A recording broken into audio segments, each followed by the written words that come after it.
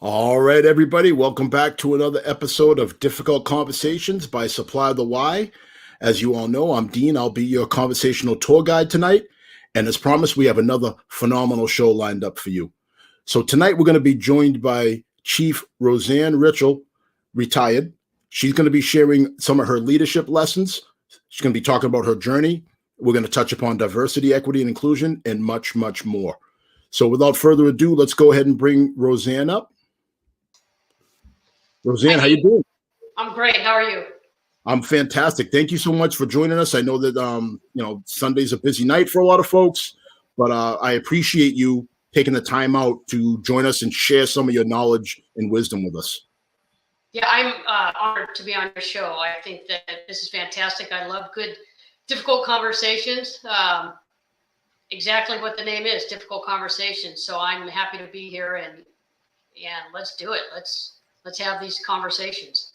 All right, so let's get started. So let's let people understand a little bit about you and what your background is. So tell us, where'd you grow up? How did you grow up? So I grew up in Sacramento, California. I grew up in the South area, the proverbial South area, where I had to kind of fight my way through school, bully, jump, the whole thing. I didn't have that silver spoon in my mouth, so I had to kind of work my way through those dynamics. But I knew early on, I always had a calling to help people. I guess, ironically enough, if you think about it, all the way back to elementary school when I was a crossing guard. I thought that was the coolest thing, right? Holding the stop sign, had the little hat on and everything. So I've had that in my gut my whole life. I knew that's what I wanted to do. I knew there was four things: cop, paramedic, doctor, or veterinarian. And fortunately for me, I got the opportunity to live out two of those dreams. I was an EMT for 6 years prior to becoming a law enforcement officer for 26 years and retiring at the level of chief. So didn't have it super easy growing up. Had to put in the work to get to where I am today, but I wouldn't trade it for the world because it's who I am today. So it helped shape you. So how old were you when you transitioned from the EMT service to being in law enforcement? So I started as an EMT when I was 19. So pretty much out of high school. I graduated high school at 17, but did a couple jobs here and there, and then went to school. I had tested back in that time. That was late 80s, early 90s. I had tested 4 years straight to become a cop, and there was not, budgets were cut. If you didn't know anybody, they were hiring onesies and twosies at a time. But 4 years I tested, and I finally put myself through the academy. I was working 4 jobs at the time. One full time as a EMT. I was working 24-hour shifts Friday and Sunday, going to the academy Tuesday, Wednesday, Thursday night, all day Saturday, and then part-time as a security guard at a hospital, as an emergency dispatcher, and a reserve police officer. So it was no easy feat, but I knew it's what I wanted to do. That's amazing. So you went through unsponsored? So you weren't getting paid by a department when you went through? No, not at all. I paid for everything. Wow. That is a serious level of desire and want to in order to do that. So you get on the job. Tell me about your first department, what that was like, and were there many people that looked like you? Well, my first department as a reserve officer was it was good and bad, right? It was great. I finally got the job. It was bad. They didn't hire from their reserves. So, which is sad because that's the area I grew up in, and that's the department that I saw all the time. And that's the department I wanted to work for. But after I went to the academy, I got hired on full time across the river. We have the Sacramento River that splits Sacramento from another city. And so I got hired on at that city, and it was phenomenal. It was a small, about 50-member organization. It wasn't a large organization, which, as you know, most law enforcement agencies are small to medium. Not many are large agencies. And one of the things that I always wanted to do was work canine. And I actually got the opportunity to do that. Put myself through canine school, put forth the effort, had to buy my own dog once I got the blessing to be a canine handler. Same pattern. When I reflect back now on my life, it's the same pattern. I've always put myself out there, put myself through school, and did all those things to make myself more marketable and to educate myself. And so I got to work canine. I got to, at this department. I was there for 5 years. I got to be a field training officer, an officer in charge, department recruiter, and on our street crimes unit all concurrently, mostly because I put myself out there and I wanted to do those things. But at the 5-year mark, working in a small agency, I really had to decide, I felt like I wanted to start looking at promotion, but the promotions were 1 and 2 at a time, if at all that. And so I'd put in to go back across the river to the Sacramento area where I was, and put in for the 2 large organizations there, and the sheriff's department picked me up. And I got to tell you, I wouldn't change that for the world. That was the best decision I made in my law enforcement career. Now, why is that? What made it such a great move for you? Because I think most of these organizations I was at, my values aligned with those, right? To serve the public. So there was that aspect of it, but there was also the ability to enhance my career. Like I said, the other agency, if I was to get hired as a sergeant, it would take forever, and they'd only select one. Go to a large sheriff's department, and they were promoting, 10, 20 sergeants at a time. Plus, the diversity of assignments was a lot more in a sheriff's department than a municipality. You're either patrol or detectives, and like I said, street crimes and things like that. At a sheriff's department, you have, like I was at the airport, you have corrections, you have patrol, you just have so many more assignments that you can put in for if you want to. And, every 2 or 3 years, it's like you're recharged again, right? You're not behind that desk for 30 years doing the same thing. So it was a good match for me, and I wouldn't change it for the world. I love that organization. I'm very loyal to that organization. That's amazing, because one of the things that I heard you talk about is you said diversity of assignment, which is not a way that people usually think about diversity. People usually, when you hear diversity, you think about different skin colors, different ethnicities, different sexual orientations, but diversity of thought processes and diversity of routine is something that's important too. So how has your diversity of routine made you a better candidate to be a leader in an organization? Just by the mere nature of seeing the way different things happen, like in corrections, how you handle corrections and how you interact with inmates and the medical staff, and those different, that atmosphere is much different than how you handle patrol or how you handle detectives. In patrol is very dynamic. If you get into it, your cover might not be 2, 3, 4 minutes away, and you're on your own to protect yourself, protect the community. In a correctional facility, if you have somebody go haywire on you, you got the whole jail everybody descending on you within a couple of minutes. And so the diversity of assignments really kind of gives you that breadth of knowledge that if you do decide to climb the ranks, then you see things from all these different angles, and if you're self-aware enough, and that's why you're truly doing these things, is to better yourself and better the organization and better the profession. You're going to be able to take all those experiences and be a better law enforcement officer, because you're going to see the perspective and different views. So perfect segue into something that we talked about earlier. We talked about how you have to change your view of your profession. And again, folks, we're both law enforcement by trade, but these lessons we're talking about can be applied anywhere. They have a universal adapter. So if you are a first line supervisor in law enforcement, you have one view. So talk to me a little bit about that view. So we talked about being a sergeant, which is a first line supervisor in law enforcement. How was your view how was your view of the job as a sergeant different than as you gained rank? And I'll use this analogy, and law enforcement folks will get this, but people that aren't in law enforcement, hopefully you can find a way to fit it into your world. But, when you're a first line supervisor and you respond to a call and there's a barricaded subject, you're looking at the barricaded subject and the building or wherever they're barricaded. That is your primary responsibility. That's your goal, is to resolve that situation safely. You're also looking at the perimeter of that to make sure, do you need to evacuate people? What do you need to do to make sure not only is the person that's barricaded, again, that's resolved safely, but what if that person's armed and now they start shooting and now you got to be responsible for where those bullets are flying? What does that look like in close proximity to those folks that are around you? So that is your goal as a first line supervisor. What are you doing for that situation? Now, as you climb the ranks, you have more responsibility. And for me, when I became chief, that was a situation within the city where I was in one of our contract cities. I was a chief of police, and in the sheriff's department, I was a chief deputy.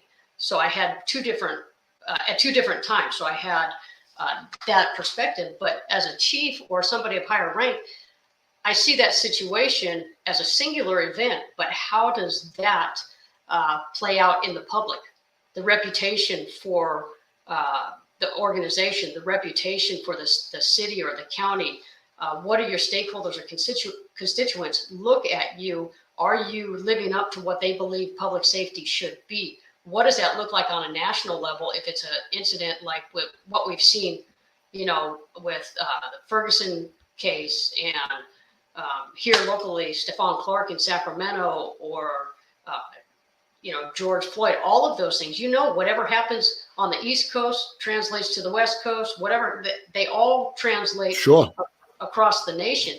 So that's one of the things as a chief that you're looking out for is how do you resolve that? And how do you let the public know that you are doing the right things and that you are looking into this and that you are handling it in a situation that provides trust and transparency. I mean, transparency is a big word, and we've heard that over and over and over in the more recent past. Well, so while we're on that line, that's what I would call a classic crisis of leadership, or it's a potential for that, where, again, you have to balance the public's expectation of law enforcement. You have to balance what they're seeing and their biases, but you also have to maintain the trust of the people inside your building too. So how difficult is that for you to get the rank and file to buy into what you're trying to do, the mission, while also balancing the trust and legitimacy piece that you can only get from having buy-in from the public? I think the number one thing you do is provide a voice to people, whether it's internal procedural justice or external procedural justice. Of those four tenets, voice is important. If somebody feels like they have the ability to direct their future and they have buy-in insofar as that they feel like they're heard, I think that elicits trust. And you have to have follow through. You can't just speak the words and then not follow through. We see that all the time. I mean, my God, look at politicians. Let's call it like it is. They make all these promises, and then when something happens, you can't fulfill everybody's wishes and promises. And so you got to be very cognizant of that if you're going to put that out there, either internally or externally, that you have to build that trust. And you build that trust by providing voice and by being fair in your assessment of a situation and how you deal with those situations.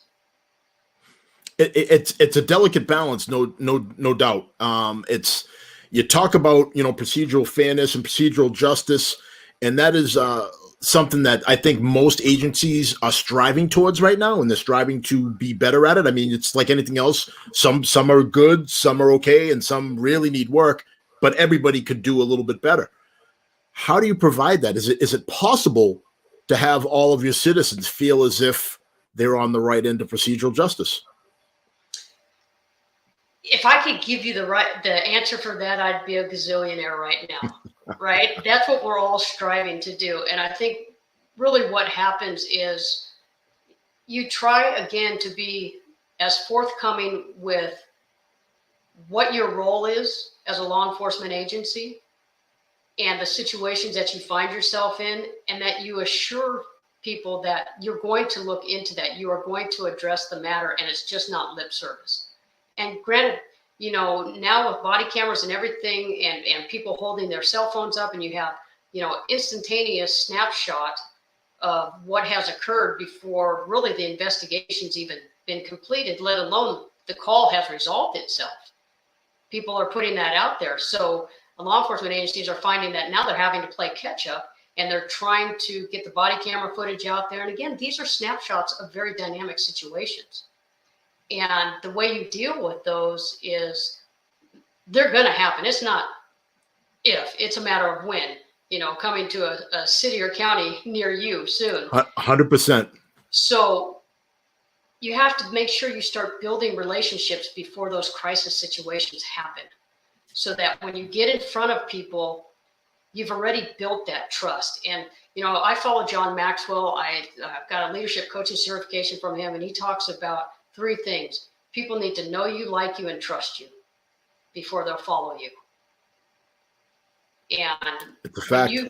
When you think about that, you got to get ahead of these things. You can't play catch up with them. And especially because of social media and the fact that, a 30-second or 3-second clip for that matter, puts out just enough for people to make up the story in their mind.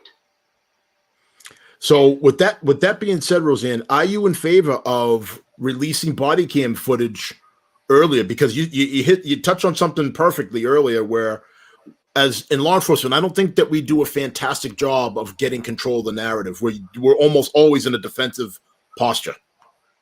So are you talking about maybe, like, for example, if something is so obvious that that law enforcement acted properly, but that it's going to be foreseen a different way, are you in favor of maybe releasing that body cam footage right away? Or like, where would you like to see law enforcement go with that?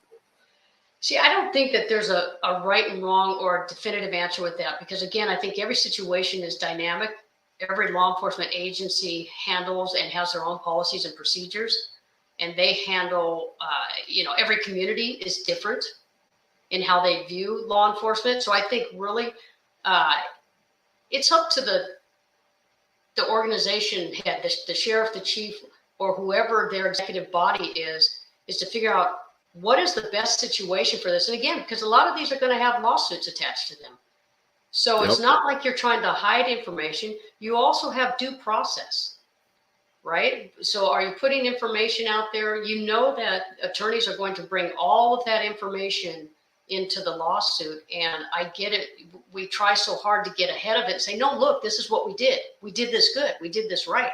But I guarantee you, any good attorney, no matter whether they're a prosecutor or a defense attorney, is going to look at that situation and present that case the way they want. So can't say I'm all about being transparent, but again, I think you have to decide the best time and the manner in which you release that information with all these other considerations at hand. It's definitely a difficult decision, because if you release it too early, like you said, you jeopardize the case. If you wait too long, now you've lost that trust and legitimacy out of your constituency. I think it's tough. Go ahead. No, I was just saying, because all of a sudden, because you didn't release it soon enough, now it gives the appearance that you're scrubbing the information from that you're manipulating the video, or manipulating the information so that it's in favor of law enforcement. And so that's why I say it's kind of a no-win situation. And I think each situation should hold as its own, because every situation is its own situation and they're all dynamic. But I think that you have to have some sort of policy or procedure in place for how you handle that information. 100%. So, folks, again, if you're tuning in late, I'm here with Rosanne Richeal. Please, if you have any comments or anything that you would like for us to touch upon, go ahead and throw those in the chat. So, building from there, what are some of the challenges you faced in your ascension to leadership? We spoke, when we spoke off camera about this, we talked a lot about diversity, equity, and inclusion, and what that means. So, talk to us about some of your journey and some of the roadblocks that you hit that you feel might have been maybe geared towards you and not maybe some of your comrades. So for me, I started my journey back in the late 80s, and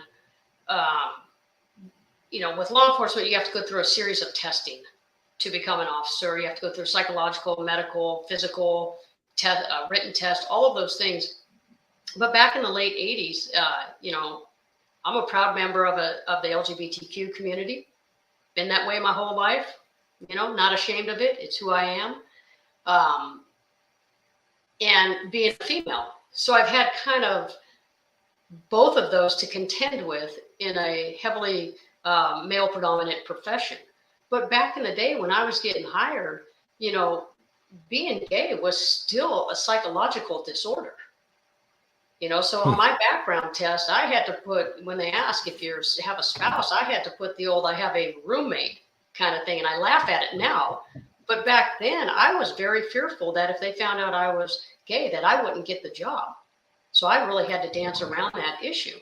Now, granted, fast forward to now, and it doesn't, diversity, inclusion, gender, or sexual orientation, gender identity, all those things are now finally being talked about in the open and not so stigmatized. That was one aspect of it. The other aspect of it was the majority of my team, no matter if I was in patrol or wherever I was either the only female or just a small handful of females.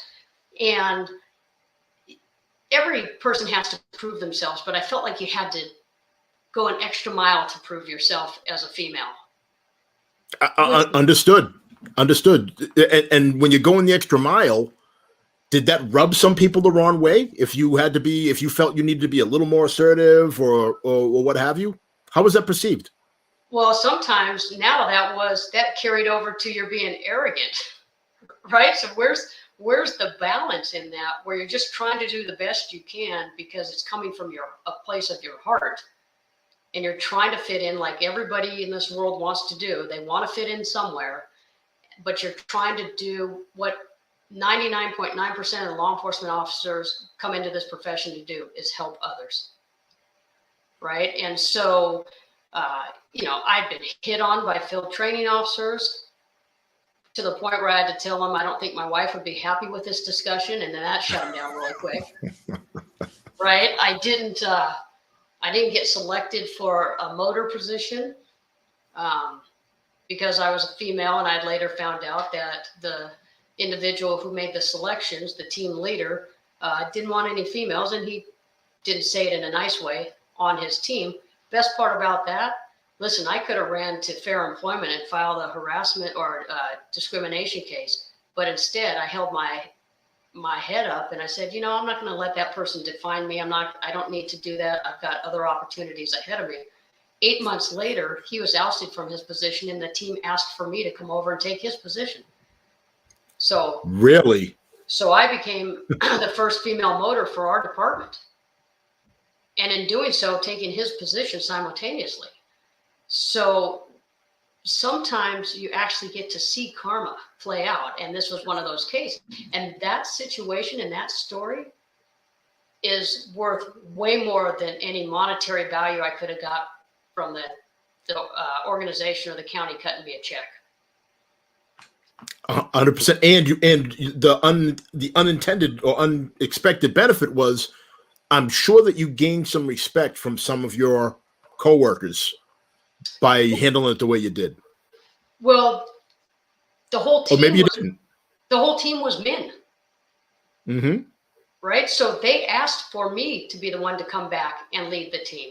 So, I mean, that says a lot right there. And I was very proud to do that. That's why I say, I mean, I don't, listen, I know a lot of women, I know a lot of people face discrimination and hostile work environments in their career, especially in this profession. And how you handle it, obviously, is up to you. How you reconcile that in your heart and in your head. For me, I felt that was the best way to do it. And I, again, wouldn't change that for the world. I love that. So we got a couple comments/questions in the chat. Let's go ahead and address those. So Johnny, a friend of both of ours and a difficult conversation veteran, she says it is an incredible challenge to create transparency, vulnerability, and authentic conversations with community members and balance the priorities and expectations internally and externally. So do you agree, disagree? And either way, tell me why.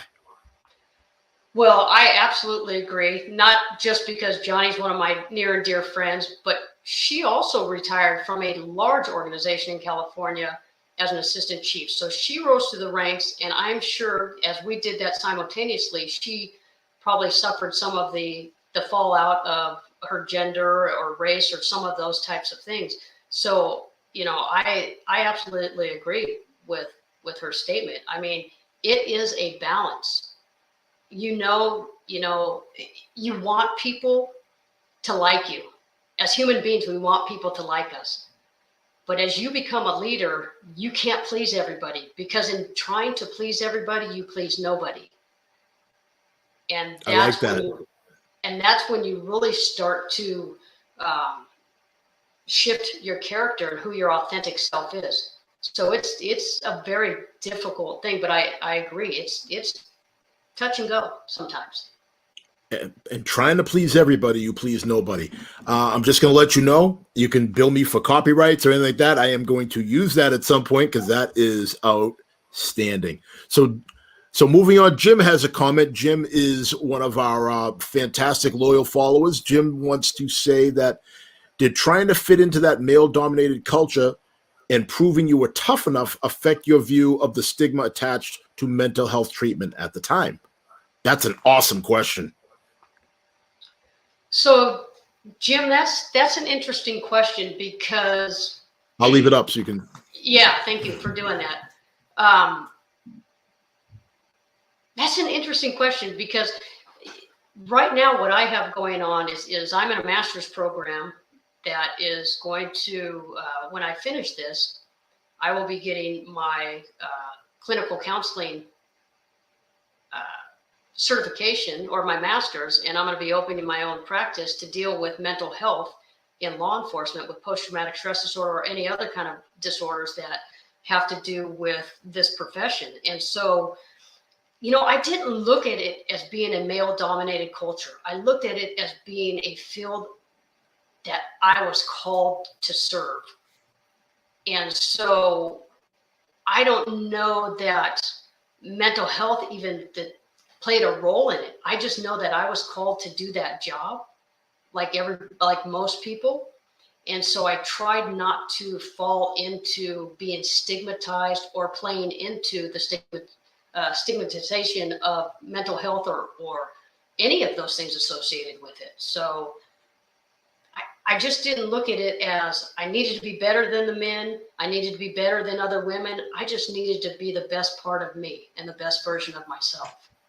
All right. Well, let me jump in here and maybe build a bridge with this question, because I certainly feel some way about this question. So for those of you that are listening via audio, is this your first time? If you can't tell by my voice, I am black.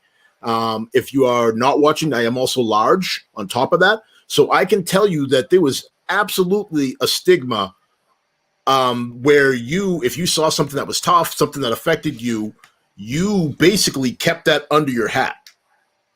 And you didn't come out and say, hey, listen, like, I saw a dead body and it bothered me. There was something about it. It could have been the way it smelled. It could have been the way it was positioned.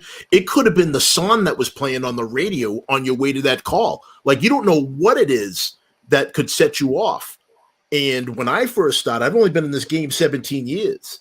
And I can tell you, when I first started, it was something like you really didn't talk about it. It was expected that you kind of just dealt with it. You tucked it away and you went on and did your job. Where now, I think we as leaders, we do so much better of a job of getting people help, of setting up crisis talks where people will come in and you'll have everybody in the room in kind of a circle, and everybody get a chance to talk about the event and how it affected them and what they saw and what they felt. And I think it's so important that we do that. And so I can tell you, for me, Jim, in general, as a man, it was tough to do. But I also feel, being a minority, it was maybe even tougher to do, because I always felt like at the beginning that people were kind of looking for a reason to say that I shouldn't be there, or a reason to say that, all right, well, he's here, but he can only be a patrol person. So I think that's a great question. Do you want to respond to any of that? Yeah, Rosanne? Actually, I do. Makes sense, Jim. Okay, that makes sense as Okay, well. correlates to gender and mental health.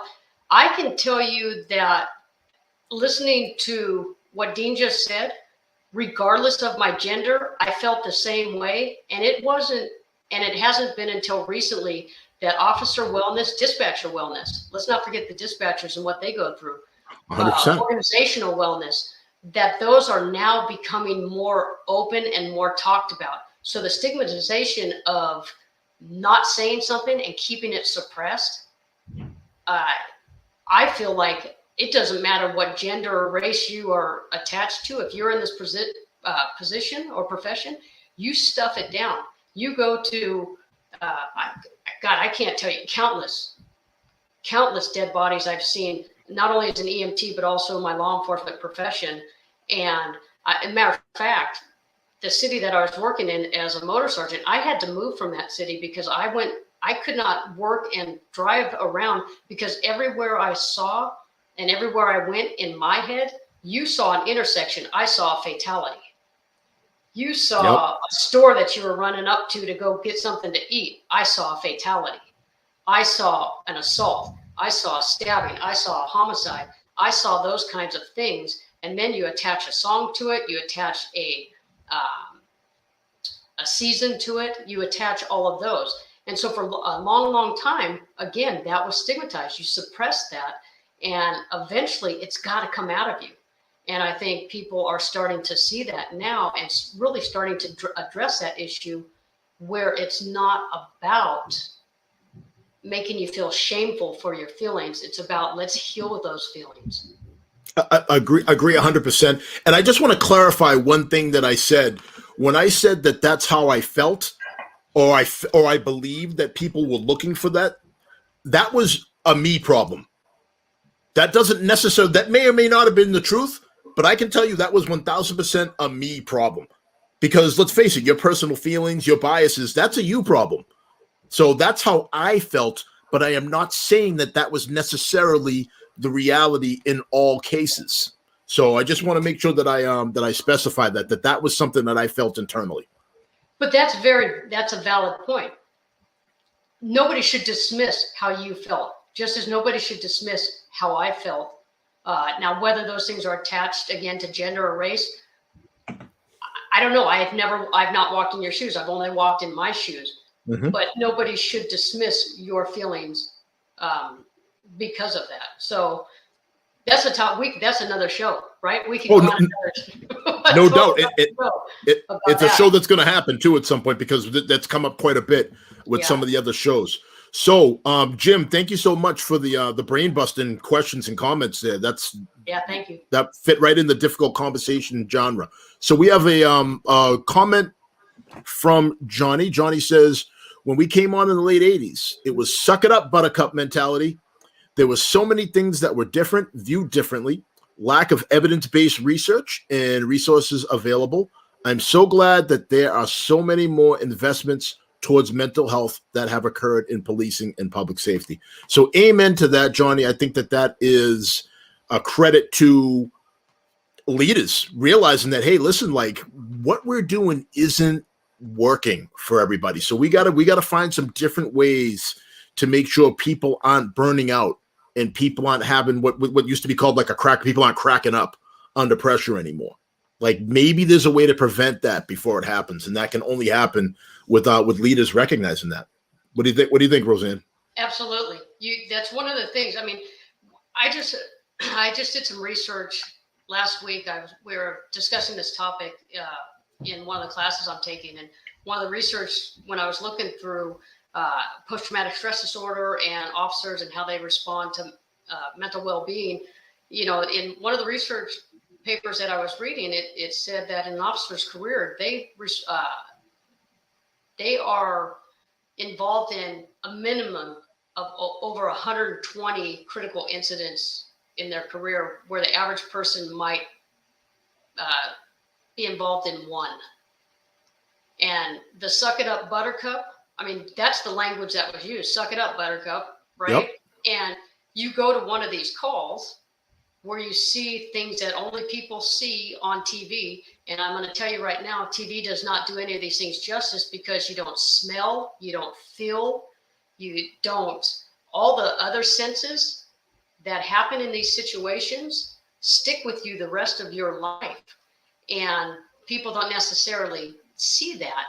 And so the suck it up buttercup mentality, you know, you have a lot of officers that when they retire, they don't know what to do with themselves.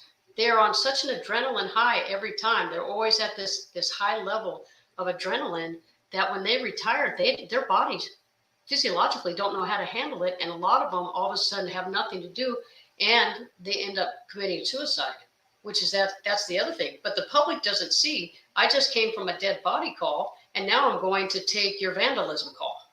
I'm still trying to decompress from the worst thing that you could ever see in life, but yet be compassionate to, you have your car's been vandalized.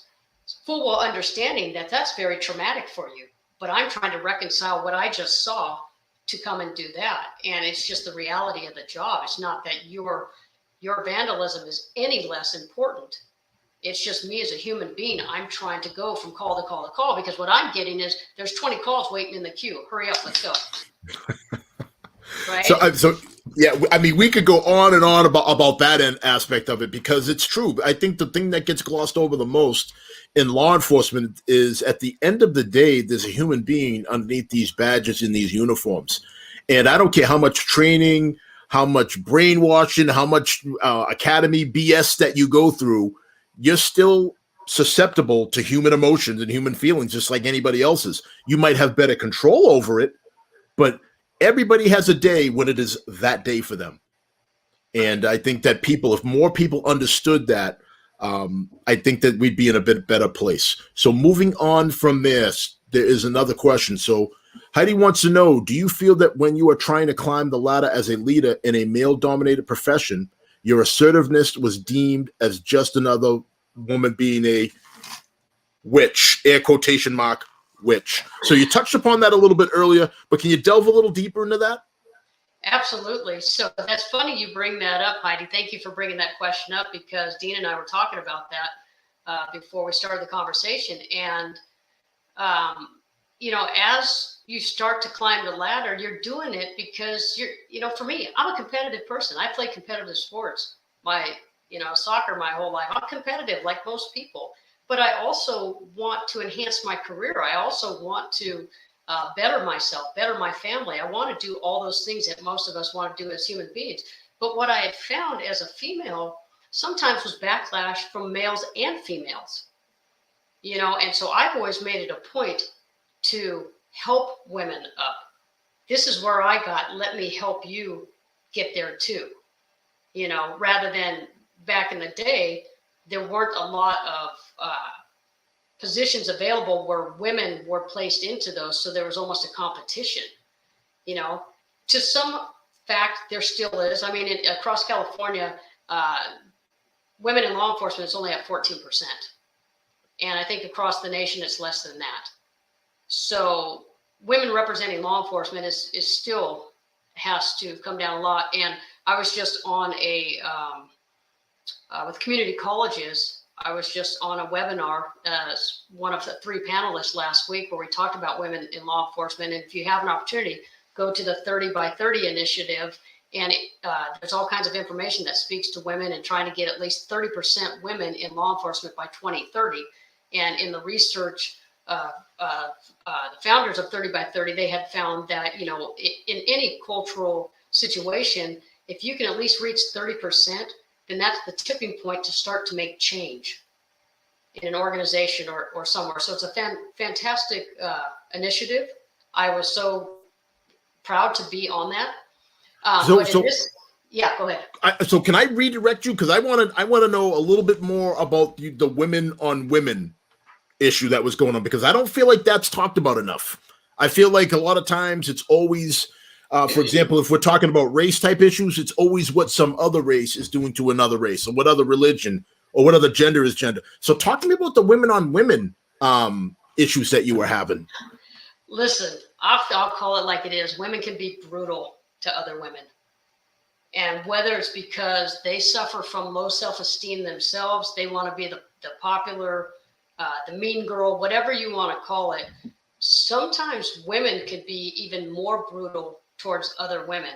I think the bullying aspect of it is alive and well. It makes them feel better, so as you start to climb the ladder and you become more assertive, and you could say the word assertive, and people can either interpret that as negative or positive, right?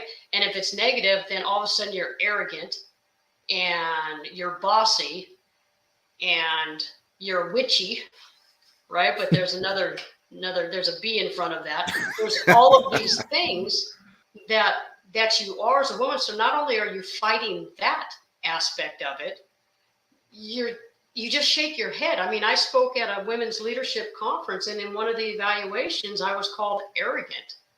And I really first I was a little caught off guard, because if the person truly knew me, I'm furthest from being arrogant. I mean, I want to help women.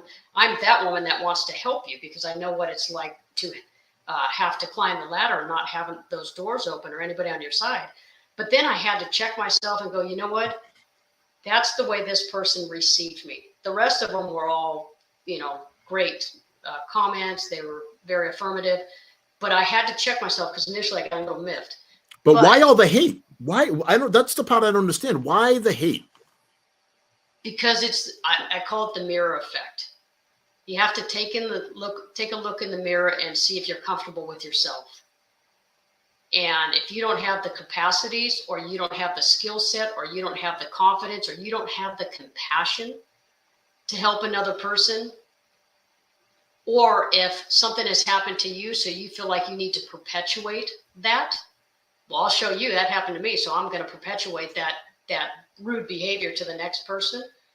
That's a self-awareness issue. And that person needs to look in the mirror. And I love it. But it has happened. And it will happen long after we're all gone. Women and we've all seen it. We've all seen it. We've seen new men do that to new men. We've seen new women. We've seen it cross genders. And it doesn't always seem to be rhyme or reason to it. I think a lot of times it has to do with if somebody feels that you are low-hanging fruit, you are more likely to be on the wrong end of that. If someone feels that you're an easily accessible target that doesn't have the power or the backing to retaliate, then you tend to see that. And that's why some of our newer people get treated that way. Here's the go problem. ahead. If I could just speak to that really quick, Dean. Here's the problem.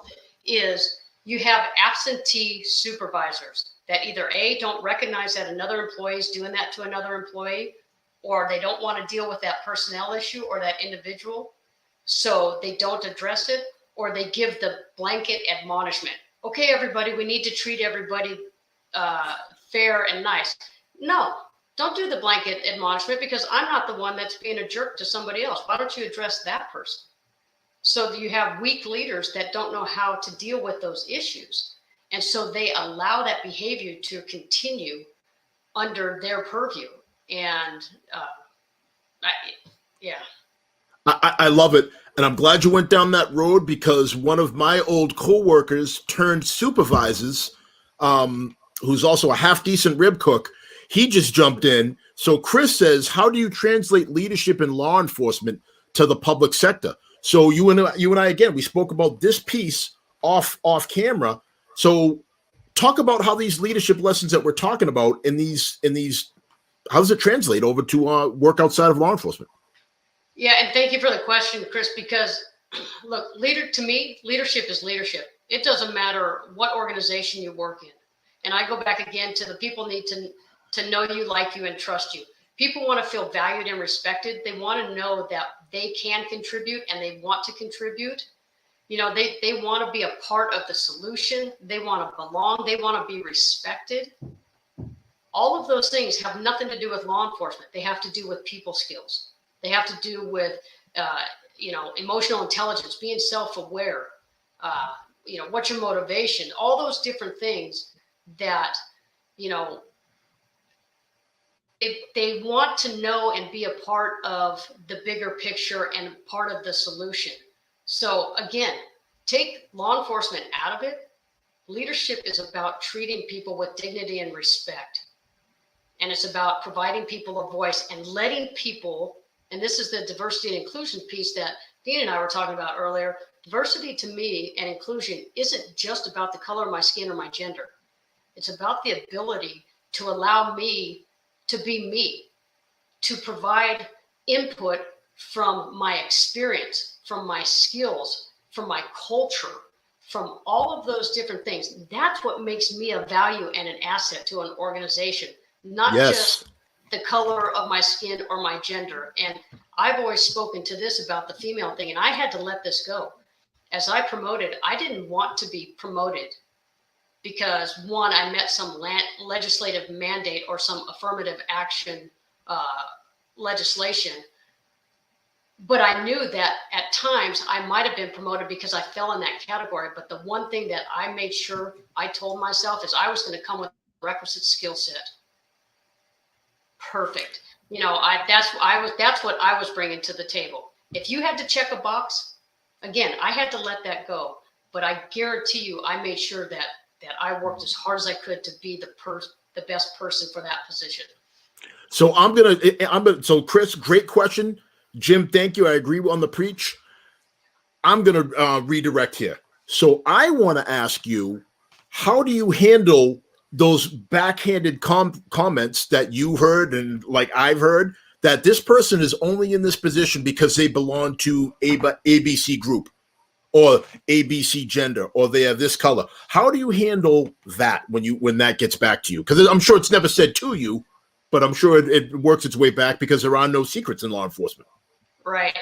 Well, again, you know, I've gotten to the point in my life where I may confront the person, right? There was a time I didn't confront them. I just kind of, just like the whole motor thing, I just kind of washed my hands of it as ignorance, right? That person's just ignorant of who they are.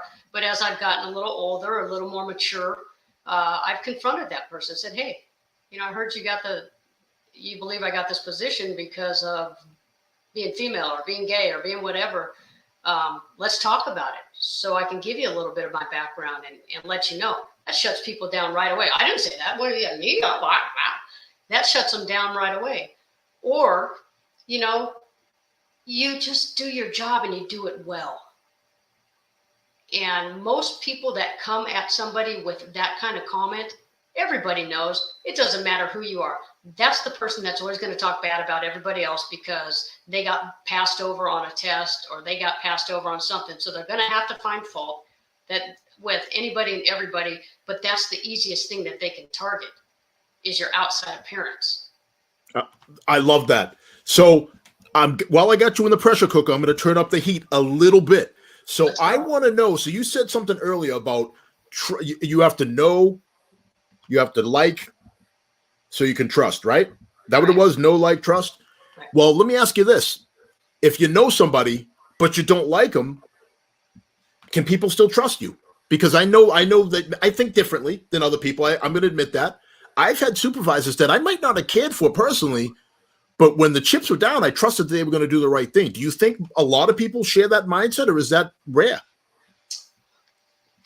I think trusting, you know, listen, if you know somebody, that could be good or bad, right?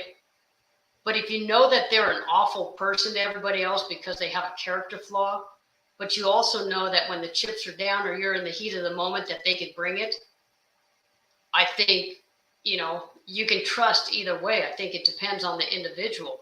But I think that those are three key components, right? Because when you get to know somebody, you build that rapport. Rapport is so important to developing these relationships. So people build a rapport with you because you're willing to open up about a little bit about you. And cops are kind of skeptical and they don't want to give too much information about themselves. But, you know, and then when people like you, they want to be around you. And why would that not fall into the category of trust? But I get it.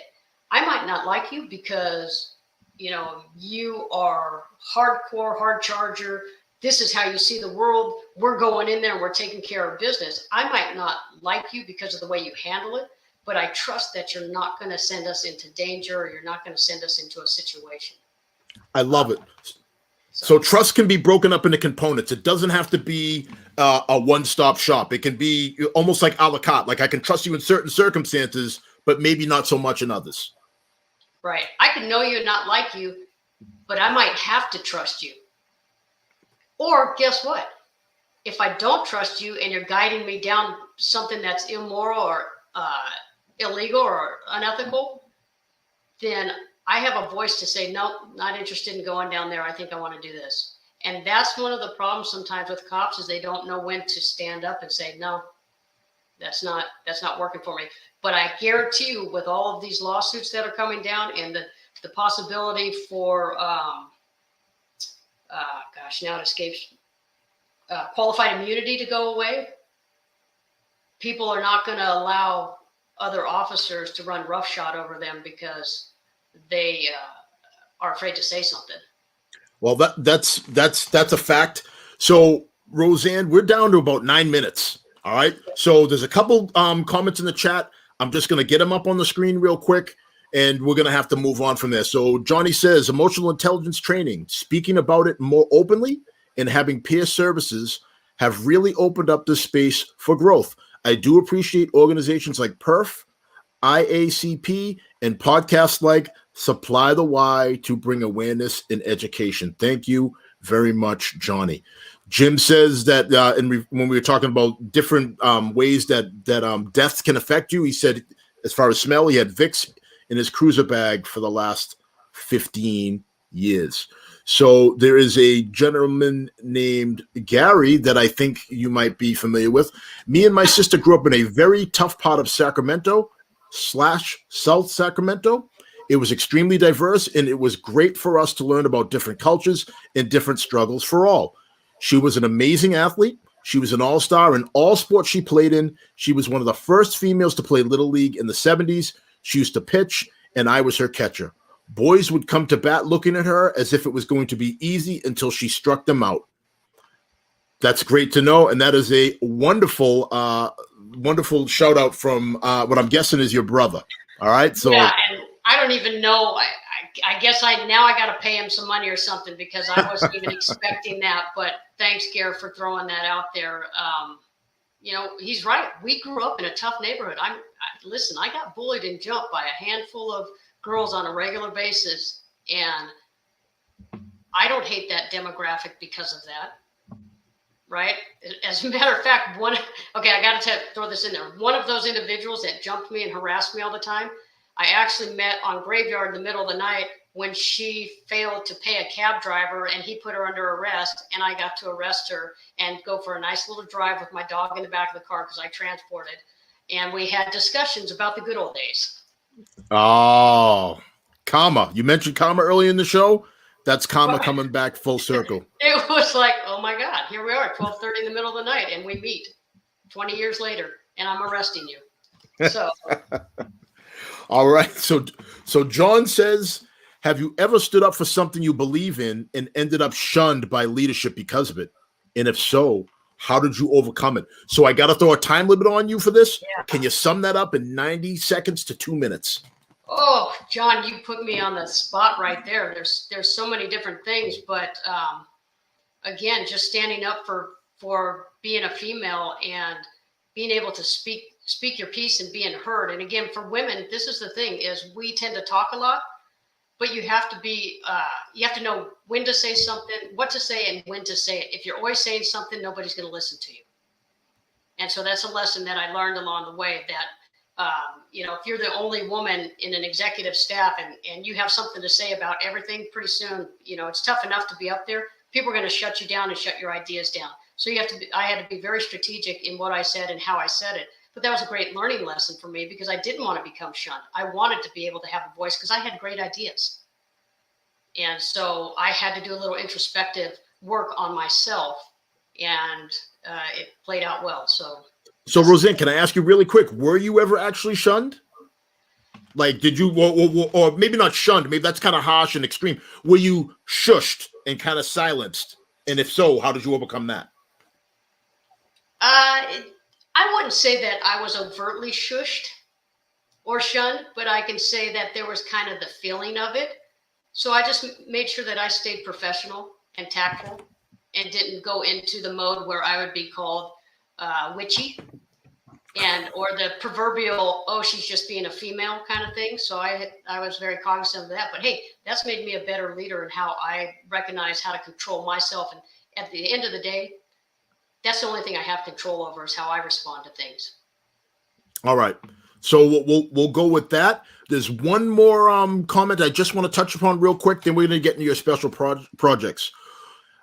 In regard to our women on women hating thing we talked about earlier, Johnny says women are fearful and get territorial, feeling that they are competing against you, when in reality it is not true. You are only competing against yourself. Rosanne, on a broader lens for California, what efforts are being made to build leadership, emotional intelligence, and growing line-level leadership for law enforcement officers versus higher-ranking personnel? There is research that shows that the better educated our employees are, the better they will engage. So this is going to bring us into your special projects, I'd imagine, too, some of the things you're working on. Yeah, so some of the things that I work on, I'm an adjunct faculty with the National Command and Staff College that teaches law enforcement, all kinds of different law enforcement across the nation. And one of the things that we predicate some of our leadership training on is the utilization of emotional intelligence, and we bring in neuroscience and how things affect your brain and how you work, not just the traditional, this is a democratic leader, an autocratic leader. And we provide that to all levels of training, to everybody, not just once you've made it to, once you've made it to a sergeant or lieutenant, you've already lost years where you could have been building those skill sets to get there. So in my personal business, the Richeal Group, I do executive coaching and consulting and women in leadership. And I start from the ground up, because if you can start to build those capacities early on, then you have nowhere to go but to continue to grow. Why are we playing catch up? In the past, it's always been a reward to go to some sort of leadership school. It shouldn't be a reward because you did something good, or nor should it be a punishment, right? I'll show you. I'm going to teach you how to be a leader. It should be the standard. It should be the standard and something that's integrated into the culture. And I believe a lot of organizations are starting to see that, and they're starting to embed that. And you have people like Johnny who teaches that at J&J Consulting, and her in what she does and what I do at the Richeal Group, because we recognize you have to start growing your leaders from the day they come on the job, not when they get selected for the position.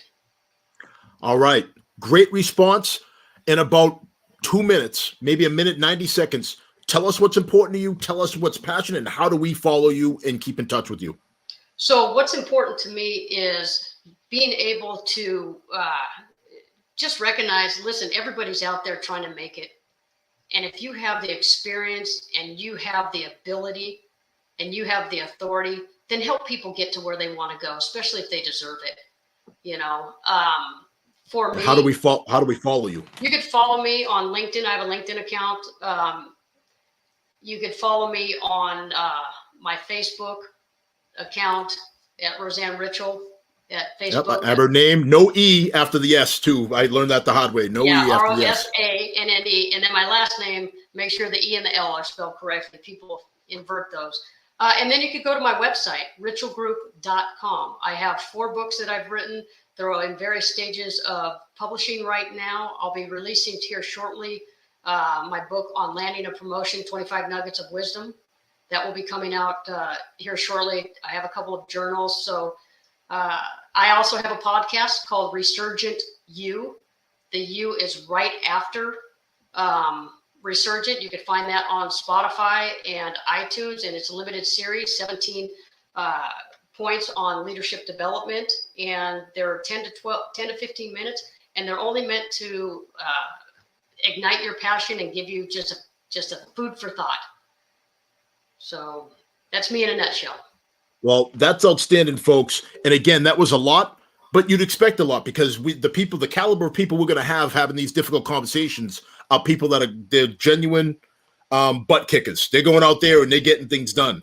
So the best way to follow our guest, again, connect with them on LinkedIn. I feel like that's the best way, but also like Rosanne said, you can catch her on Facebook. I know that you're also on Instagram.